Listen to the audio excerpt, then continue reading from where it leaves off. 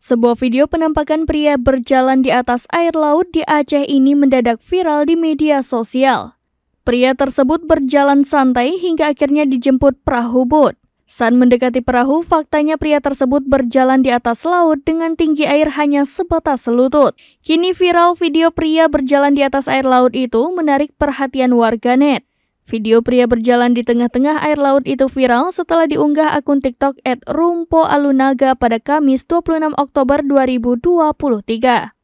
Diketahui lokasi pria yang berjalan di tengah laut ini berada di Pantai Alunaga, Kota Banda Aceh. Rupanya video tersebut direkam oleh para pemancing yang ingin duduk di atas perahu bot. Dalam video itu, tampak seorang pria yang berjalan santai menyeberangi laut. Ternyata, tinggi air hanya sebatas lutut pria tersebut. Perahu bot itu lalu berhenti di tengah-tengah dan dihampiri oleh pria yang berjalan tadi. Setelah sampai di perahu, pria itu menyerahkan tas dan naik ke atas bot. Hingga artikel ini ditulis pada Selasa 31 Oktober 2023, video tersebut telah ditonton lebih dari 6,6 juta kali di platform TikTok.